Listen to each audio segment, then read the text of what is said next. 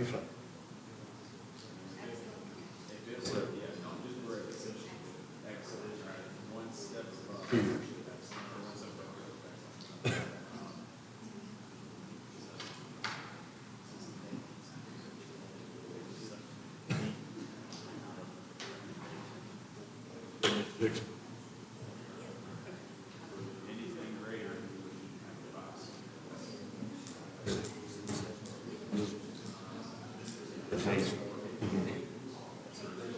they've been talked. Yeah, subdivision.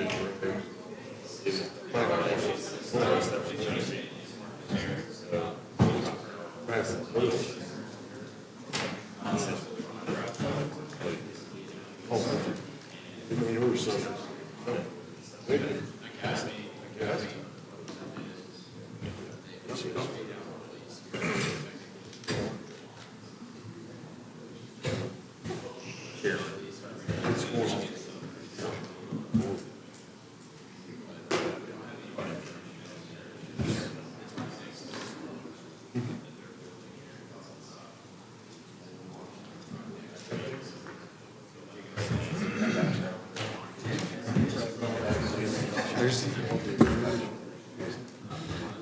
Mr. Call, you guys good?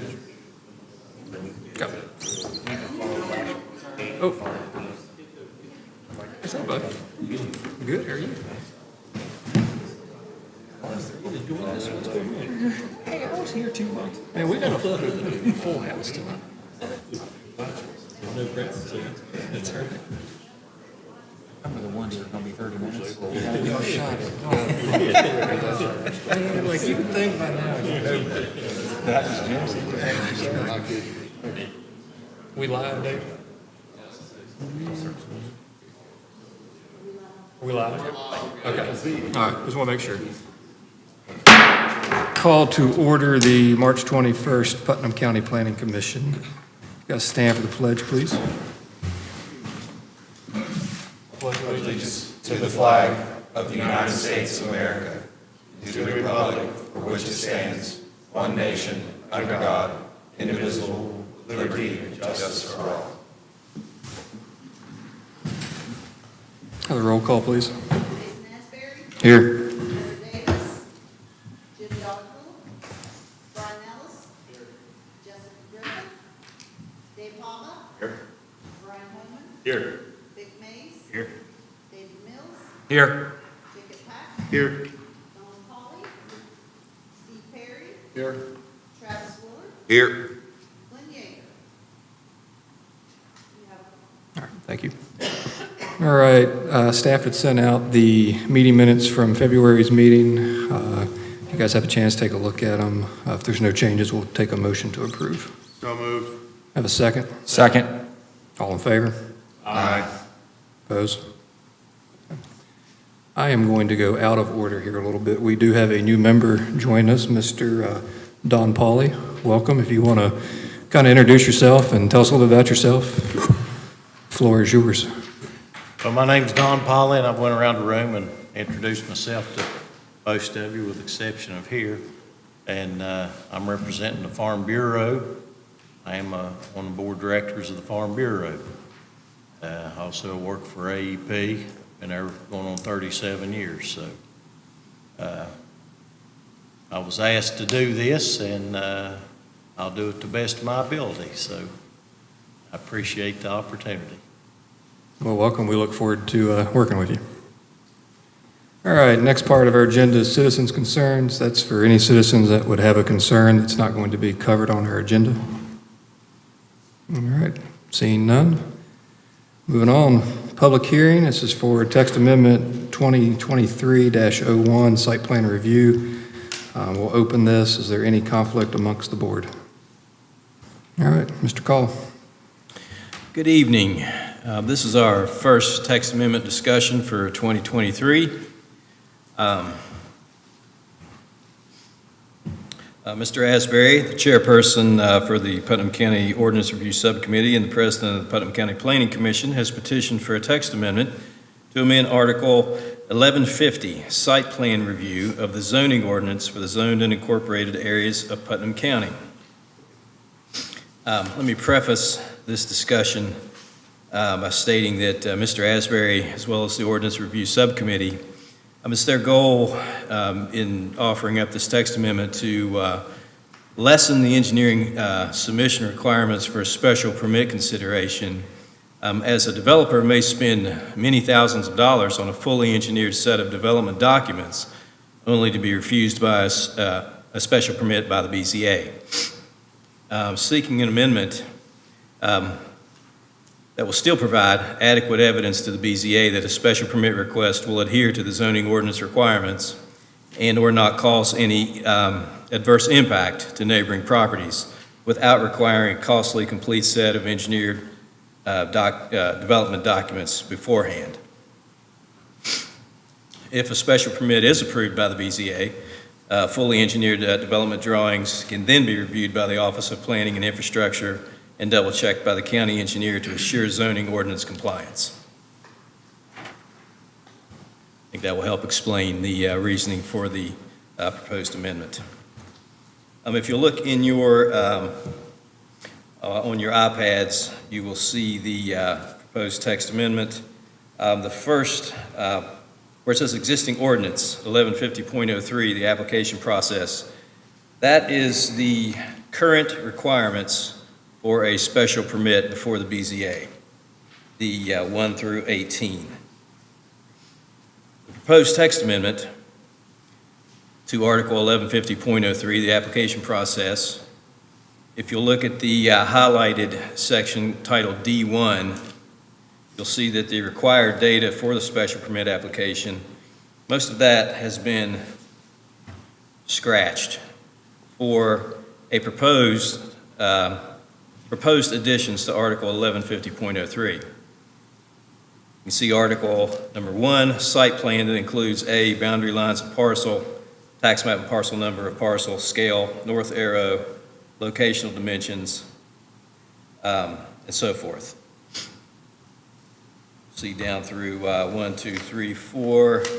These 4 items is what the Ordinance Review Subcommittee approved as the criteria to be presented to the BZA for a special permit, as opposed to the 18 line items that you see crossed out that are currently being required by the BZA for a special permit.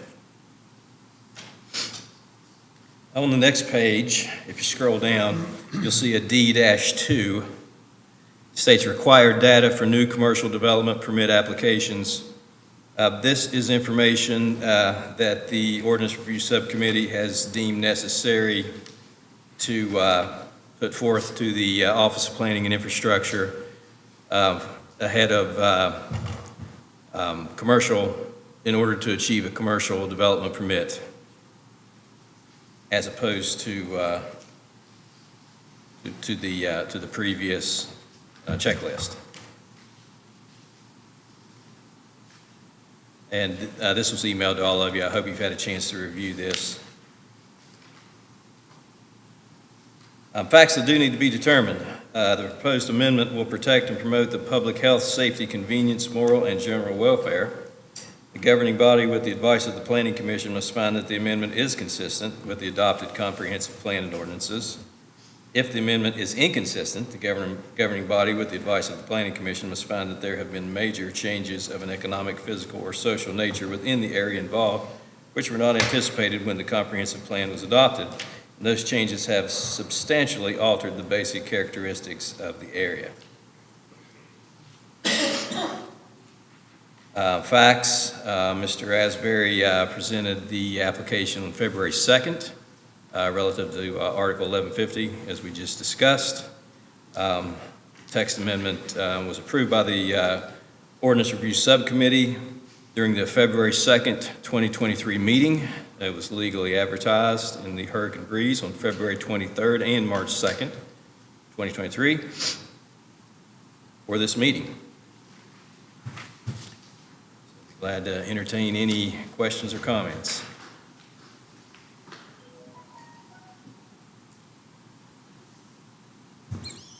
Does anybody have any questions for staff?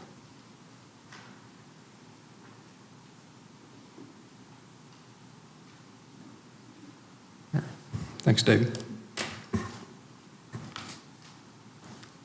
Next is the applicant, which I'm the applicant in the subcommittee. I think David did a pretty good job here. A lot of this is, none of this circumvents the requirement for an approved special use to actually have to go back and meet the criteria of the zoning and subdivision ordinances. Currently, the way the ordinance is set up, an applicant would have to meet all of the requirements listed there in D1, and for a simple project from an engineering standpoint, that could easily be to the tune of $20,000 to $30,000 just to stand before the BZA to be denied. So we, as the ordinance subcommittee, looked at this as, is there a way to streamline that process to provide the BZA enough information to determine if a use is applicable without causing a unnecessary or a burdensome cost on an applicant? And that's what our proposed additions to Article 1150 are. And again, we added the language that if the special use is approved, that applicant then still has to go back and provide fully engineered site plans. So it's just moving the engineering component to the end after he has a use approved.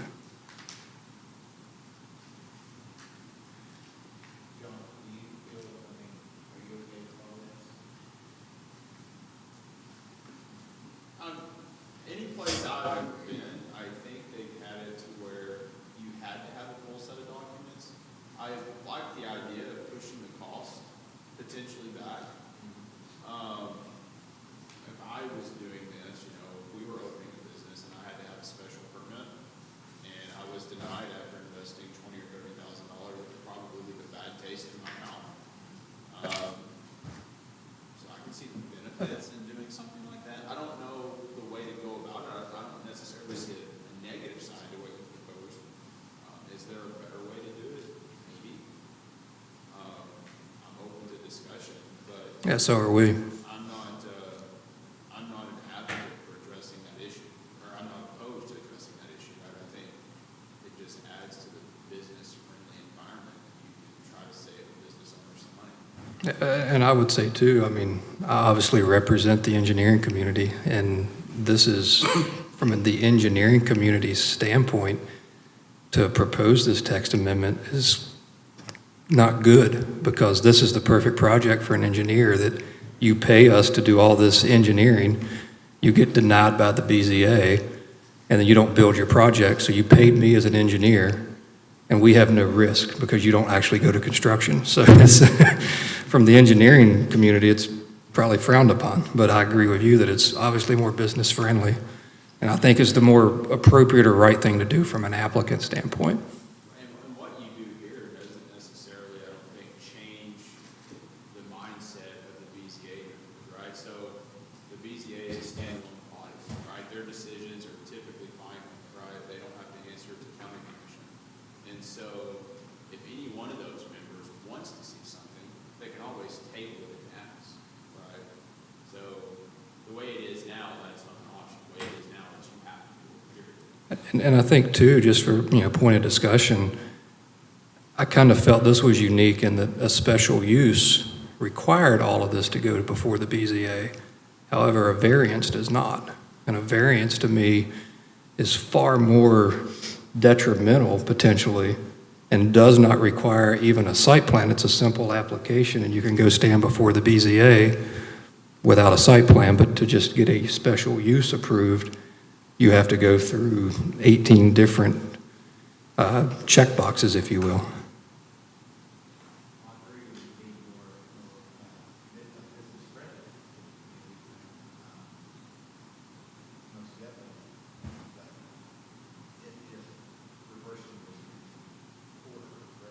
Correct, yes. Yeah, which is why we added there under number 4, the requirement that if a special permit is approved by the BZA, a fully engineered site plan design proposal, and development permit application must be submitted to the Office of Planning and Infrastructure for not only review by the staff, but as well as the county engineer, which that fully submitted engineering site plan would then fall back and address those initial 18 criteria that was stricken out of this. It's just at the end. Mr. President, Yes, sir. I have a question for David. Yes, sir. Would you know, Melissa, in the last, say, 5 years, have there been many rejections of this type of situation? Melissa can speak more so to the BZA. I've been here about 14, 15 months. She's been working with the BZA for years. Generally, there have been few denials You, over, I'll say, the 20-year span, there haven't been very many. And just to speak to that, just for a second, I think the goal here, the goal of this was, as we said, to streamline the process, to not put that burden up front. It's a risk, right? And it's a financial risk that, I think it goes beyond leaving a bad taste if the decision's unknown, right? And obviously, if the decision of the BZA is to grant that special permit, these requirements would then go into effect. So, the goal was, one, to provide some form of relief, I guess, up front. And then if things are granted, you still pick up what was previously required. I guess my only, caveat, if I'm a citizen, right, for example, the car dealership, right? If I'm living next door and there's nothing required except for what we're offering, and we're going off and just, we're pushing the engineering back past the decision of the special, right? So we're just talking about a special.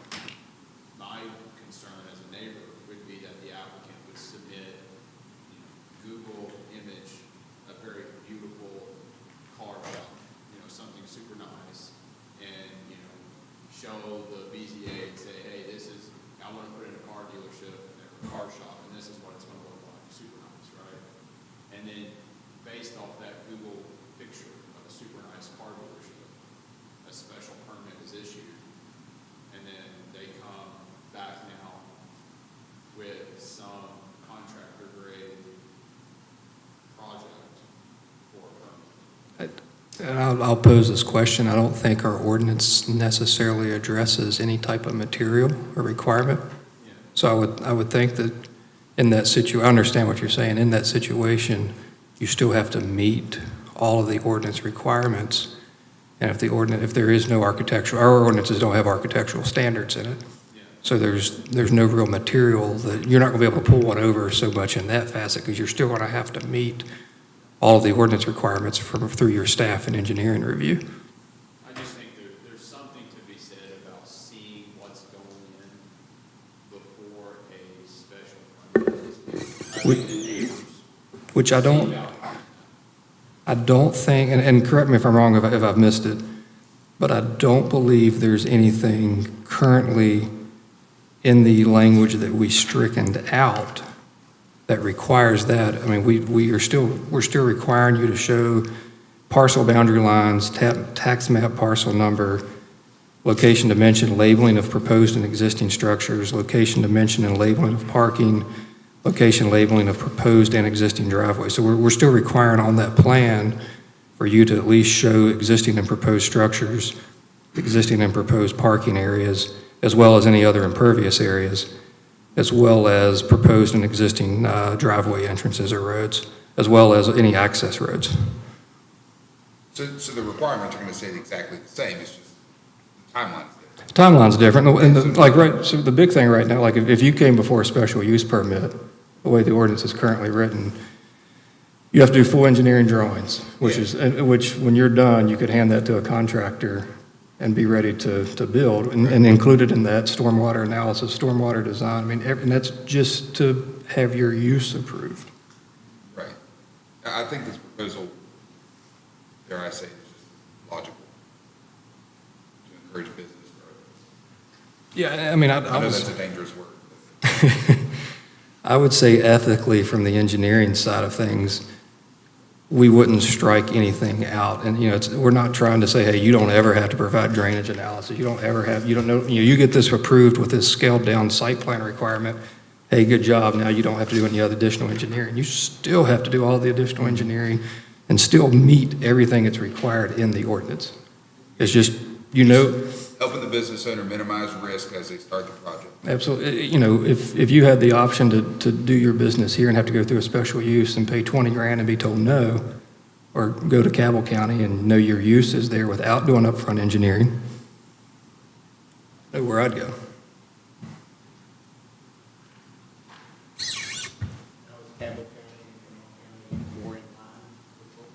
As far as I know, I haven't worked in those counties. I know, like Barbersville, for instance, they have code enforcement, which is a little different than what we have here.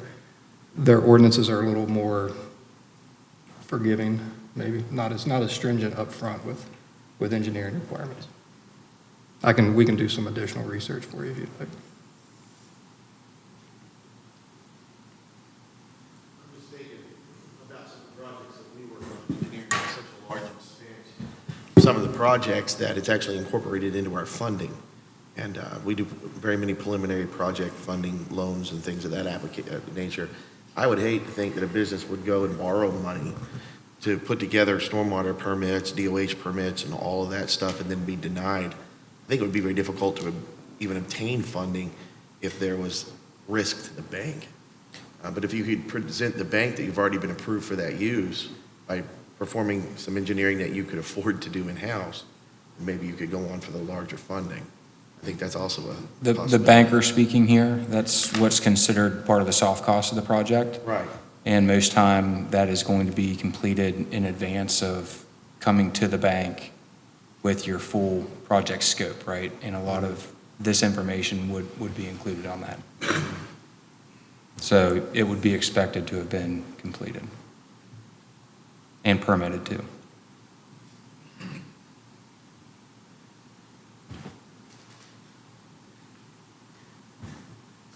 Anybody have any other questions for staff or the applicant?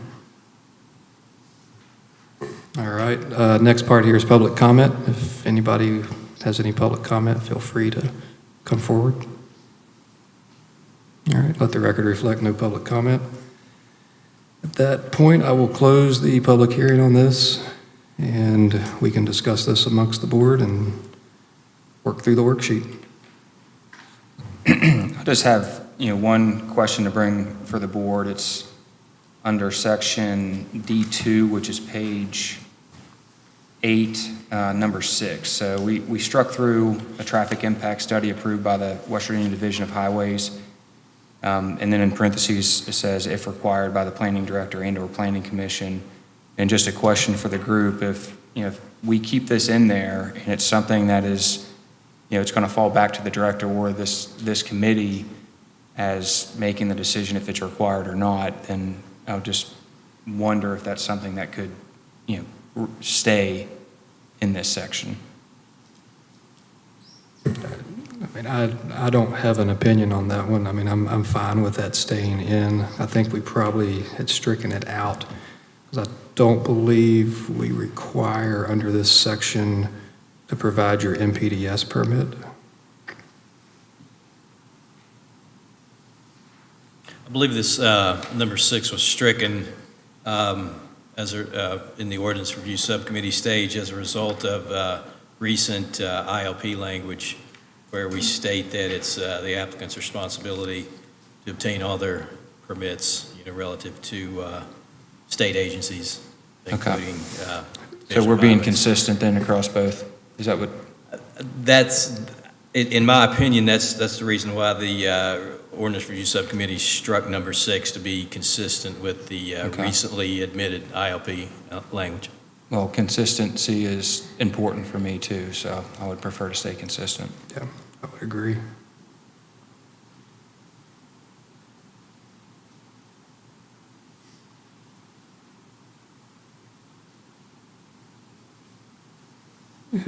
David, do we reference back anywhere to the ILP. I'm wondering if that's worth consideration to add in. We do not currently, in the text as presented, we do not reference back to the ILP. No, we do not. Although the documents, although the checklists are directly from the ILP, Okay. we do not make a specific reference Okay, to so the the ILP. checklists are located in the ILP? Yes. Okay.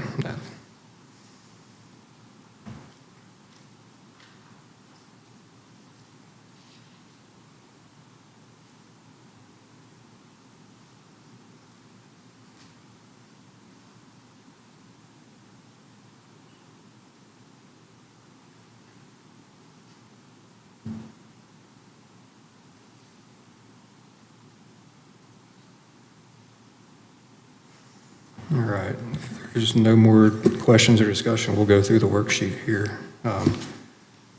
First question is, will the proposed amendment protect and promote the public health, safety, convenience, morals, and general welfare? I would argue the answer is yes. As I mentioned earlier, there were requirements that were in place, currently within, this ordinance. Those requirements would still be allowed if that special permit use was granted by the BZA. So all the requirements would still be required. They would just be put after that special use permit would be approved by the BCA. Mr. Mills has offered an answer of yes. Would anybody like to offer a difference of opinion or additional facts? All righty. Number 2, is the amendment consistent in achieving the objectives of the adopted comprehensive plan, US 35 corridor management plan, and the Tays Valley land use plan? I would say yes. Basically to make it easier and more inviting for businesses to the county. So I think the answer would be yes. Mr. Ellis with a yes. Any additional or counter opinion?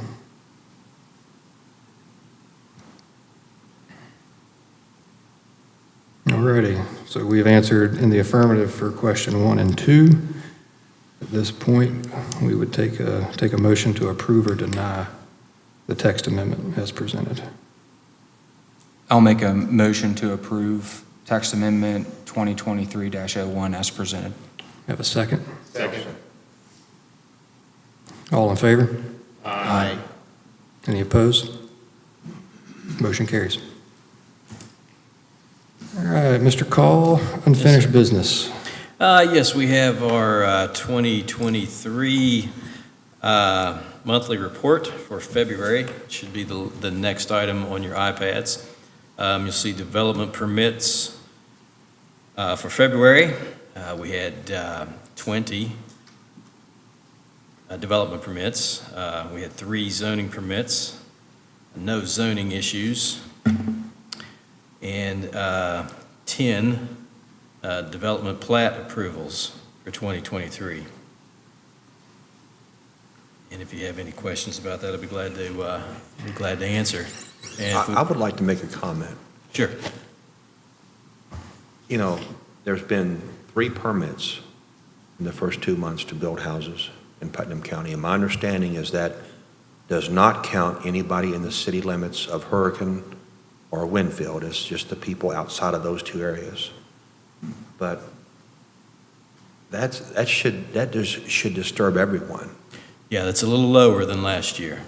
Yeah, I know interest rates are tough, quality lots are tough, affordable housing is more of a challenge than it's ever been.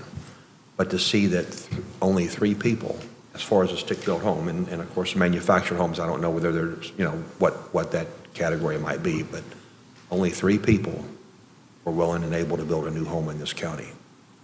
That's a scary thought. To your point, in 2022, in January, there were 14 site-built homes. February, 17 site-built homes. And 2023, 1 and 2. What about the rest of them? If you compare them, David, from I'm being curious at this point in 2022 with Yeah, and, multifamily uh, manufacturer. See, manufactured homes, we're actually a little up on manufactured homes, slightly, not much. Commercial, we're actually, let's see, 21, 14, we're about the same. Accessories were the same. Yeah, it's the site-built home that is down for 2023 so far in January and February. Significantly, yeah.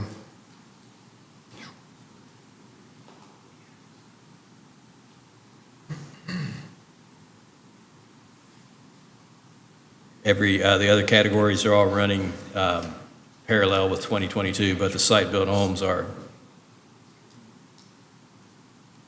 quite down.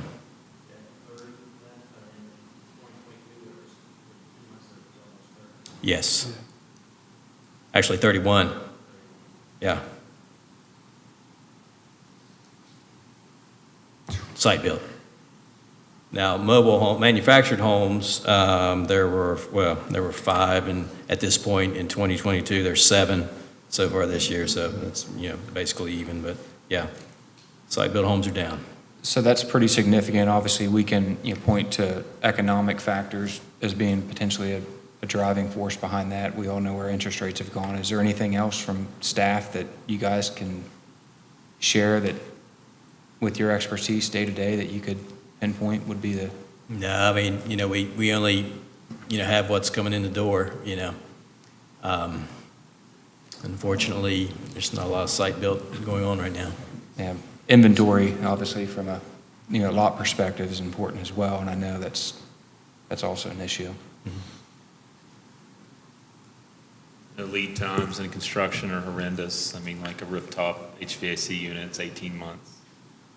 It's a little different than a site-built home, but I'm sure that if you talk to a builder, sometimes they'll say, well, we can't get this for 8 months. It's on top of interest rates.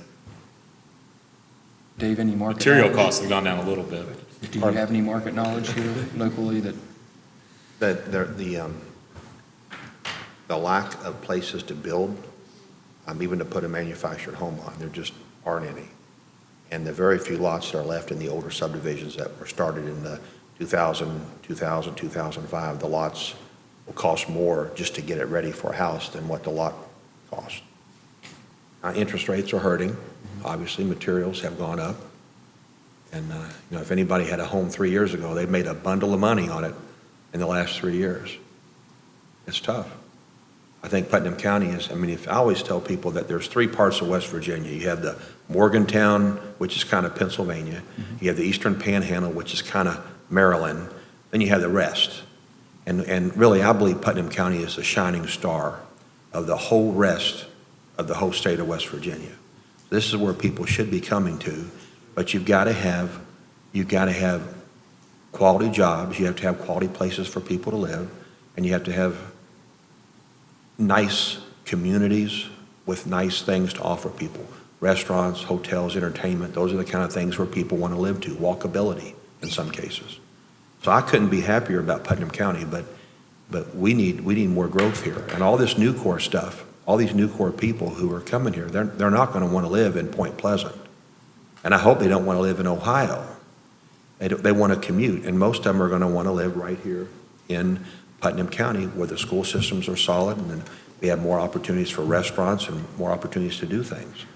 It's just got to continually listen to people's new ideas about new restaurants, new businesses that can support and improve our lifestyles, in my opinion. I'd like to add that interest rates are killing in the valley where Alan Bell was building the townhouse, the apartment building. They've actually slowed that down and removed all the equipment at that site due to interest rates. Harder to borrow money. So hopefully, if interest rates go down, bounce back from this. On a positive note, we do have a application in-house. As a matter of fact, at the next Planning Commission meeting, we'll be hearing a variance. There will be Mr. Thompson is proposing a new major subdivision of multifamily dwellings along 817 there in Winfield. That's positive. And I've spoken with another gentleman today who is interested in a major subdivision, possibly 16 to 18 homes. I'm working with him. So, Well, and I'll say too, I mean, it's, you know, the things that Mr. Ellis and Mr. Hoppe stated, I mean, that's why I think what we do and you guys, especially on this board, have done, you know, we've set ourselves up to be as successful as we can be. So from my seat, I thank you guys for putting in the time, because I think the changes that have been made has really set Putnam County up to continue to be, as Mr. Hoppe said, the shining star. I mean, and historically, our numbers prove it. It's one of the only two counties that run in the black year in and year out. And I think that's why we're all here. So thank you guys. The work we do here matters. Mr. President, maybe with this downtime right now, maybe we could build some roads, pave some highways, so we could attract these people when they're ready to move in. Like a new bridge across the Knoll River?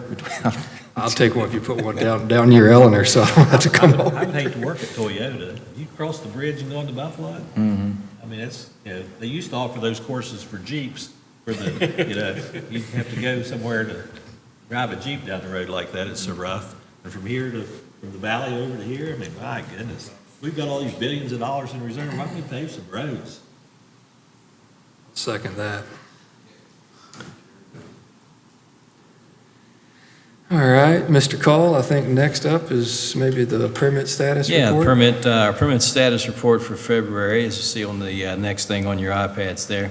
I'll go over the ones that are still outstanding. The Camping World, still on hold per client's request. I put in calls to the engineer and the contractor and have yet to receive a response. So I think that one has fallen down Camping World's priority list internally. Again, I don't think it's dead, but it's definitely not at the top of their list. When was the last time we had a conversation with them or spoke to them? Like I said, they haven't returned my recent calls. It would have been before the first of the year. Okay. Yeah. Do they have a timeline that they have to respond or it gets dropped? I'm not sure. I would have to. I mean, their special permit was approved, but there were some other things that it was based on prerequisites they haven't submitted.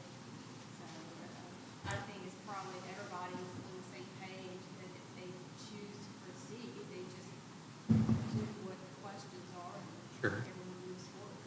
It says on here the last time I was contacted was 2/22/23. Was that an email or something? Did you say you hadn't gotten it before the first of the year? I've put in calls to the engineer as well as the contractor. Let's see, February 22. That may have been the last time that I called them. But, you know, I call them monthly, you know, to try to get an update. But you call them, but you've not really talked to them? No, they don't return, yeah. So it's not been a successful contact? Exactly. It's been an attempt. Yeah. Yeah. Actual conversations have not taken place in 2023.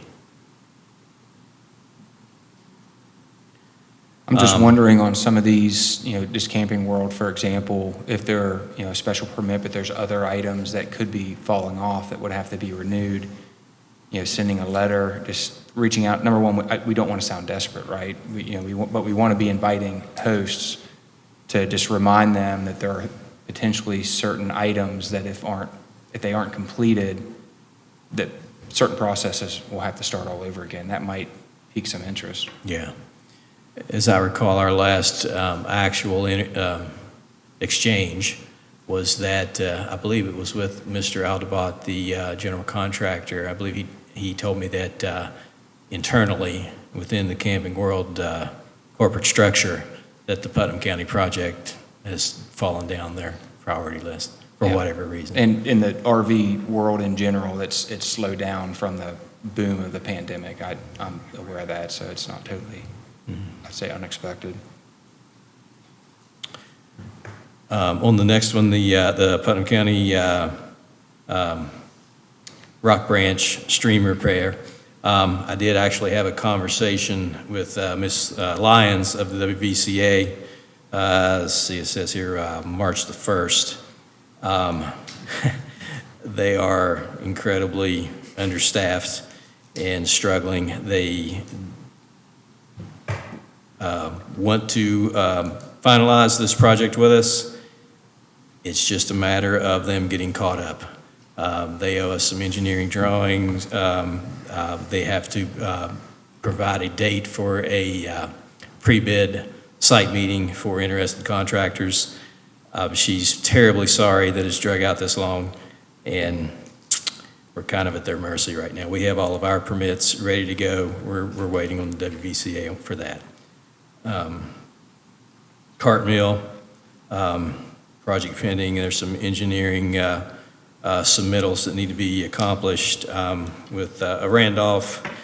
Randolph doesn't have it's my understanding that Randolph doesn't have an engineer on staff at the moment, so they are scrambling to finalize their engineering for the Cart Mill project. The Jack Blevins project, let's see, Jack, let me follow this. Okay, yeah, that's the golf carts project. We are waiting on, we're waiting on information for that. The Meeks rental, awaiting resubmittal. There was some elevation data and things like that that they need to provide. Again, these were all contacted on March the 8th, and we're still awaiting information on those. ECD Enterprises, that's our repair shop. Let's see, we need the contractor's license for that and the temporary construction easement agreement. That's the only thing holding that up. King's Smoke Shop and Lounge, you see there, they put up a sign without their permit, and that sign was too large, and therefore their permit has been denied, and they are in the process of reconfiguring that sign to meet our signage ordinance. So that's, I just spoke to them. As a matter of fact, I visited them on site just the other day. It's King's Smoke Shop. Verizon Wireless, waiting on some engineering information from them. Let's see. Oh, here's the church. Oh, the church, okay. Yeah, Tays Valley Baptist Church. We're in discussions with the pastor on some issues there. Been in contact with him this week. Everything else you see has been approved and is out the door for February. You had a busy day on the 17th. Yeah, you knock stuff out when you can. I know we had asked for some revisions, and just thank you for getting those on here. I think we're. Oh, sure, okay, I hope that. Yeah, no, we're good there. Okay, good. Our next meeting, if I may be going out of turn, but our next meeting is April 18th, I believe, where we will be hearing a variance for Mr. Thompson relative to his major subdivision, multifamily dwelling structures, distance between the structures and dwelling units per acre. We'll be hearing that at the next meeting. I got a question. This Sure. is just for my own personal clarity. What determines what variances come before this board as opposed to what goes before the BZA? So is it fair to say most subdivision-related variances come before this board? In the townhouse regulations, within the subdivision regs, this particular type of variance comes before the planning commission. Yeah, I'm like you, some things, I'm like, I wonder why this goes with planning and this goes to BZA, but, you know, the book says, you guys will hear that, so. I just was curious. Yeah, I agree. May I ask one more question, just with that note? So basically, if there's a request for a lot size, either in a townhome development or a subdivision development, I think in a single family, I think a lot has to be 60, or should be 60 by 110. Yeah, 6,600 square feet, I believe. Yeah, 66. So that's 66, I'd have to look, is that 6,600 feet, or is it a minimum of 60 by 10, or 110? Or was The 60 ordinance just an says example? 6,600 square feet. But now, this, what we're going to be talking about at our next meeting is a multifamily. Right, but on a multifamily, on a townhome, that requirement I thought was 30 foot by 110 to be able to sell townhomes. Right. Did I misread that? Well, I don't know. I would have to look, quite frankly, to tell you the But if truth. if somebody had 20-foot wide townhomes and a townhome community like Dave Thompson may present, and the standard was a 30-foot wide lot for a townhome, would that variance come here, or would that go to the BZA? I believe it would be here. Again, I would have to delve into the complex language of the subregs and find out, but I believe it would be here. Okay, thank you. Yeah, sure. Anything else, Mr. Call? That's all for me. Anybody else on the board have any unfinished or new business? I'll take a motion to adjourn. unless- Gentlemen, I'd like to share a little something with you off the record, but the old Canal family building elevator is in the process of being bought by the developer. And we have a rating for that, which is, again, off the record. It's new. People take that, which was. Nuclear. It's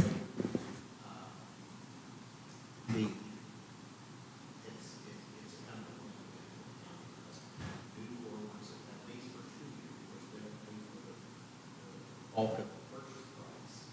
And in that amount of time, they may stay for 20 years, but their contract says 2 years. So if nothing else, we'll have a basically most of the day for one time they leave. There's not a lot of warehouse space in the county. So that's one thing I jumped on that a little bit. There's 16 acres there, so again, there is good things. It's not all as good, so there is some bright spots. Should know, so just want to as an individual that lives me, because I can decide that I can.